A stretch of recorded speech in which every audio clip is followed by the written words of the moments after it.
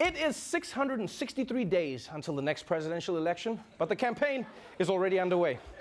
One of the Democrats exploring a run is former Texas representative and weathered teenage boy Beto O'Rourke. All week, he's been traveling around talking to everyday Americans and posting stories on his Instagram. And it turns out, maybe there is such a thing as too relatable.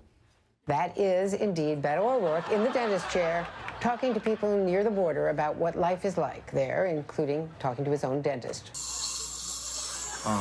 So I'm here at the dentist, and we're going to continue our series on the people of the border. I'm here with Diana, my dental hygienist. Diana's going to tell us a little bit about growing up in Philippines. Yeah, Beto. It looks like he didn't understand what his advisor meant when he said all the kids are flossing. Because, like, what's next? Ted Cruz checking his beard for lice on TikTok? Come on, man. But this is a genius way to avoid tough questions, right? Because it'd be like, Congressman, how can you call yourself a progressive candidate when you voted for drilling in the Gulf of Mexico? It'd be like, great question.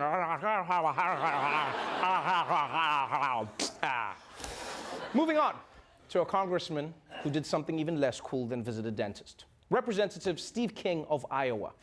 King has often faced accusations of racism. Now, that's mostly because of all the racist stuff he says. But today he defended himself by saying, what's wrong with racism anyway? Steve King defending himself after a newly published article from the New York Times saying he's not racist. But then in the article, the congressman from Iowa's 4th District questions why the term white nationalists and white supremacists are offensive language. Yeah, I'm not racist. You need to calm down.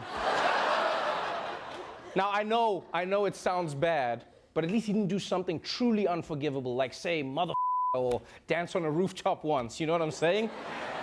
Moving on to some news from Paris, the capital of fine dining.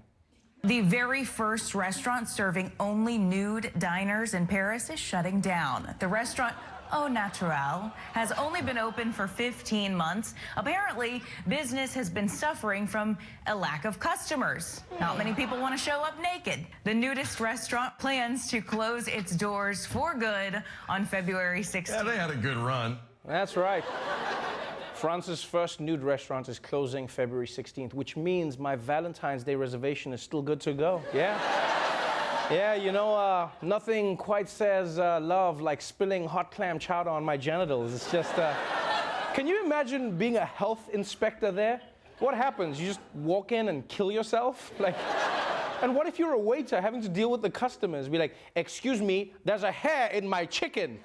Be like, well, sir, your balls are all over my chair, so we're even.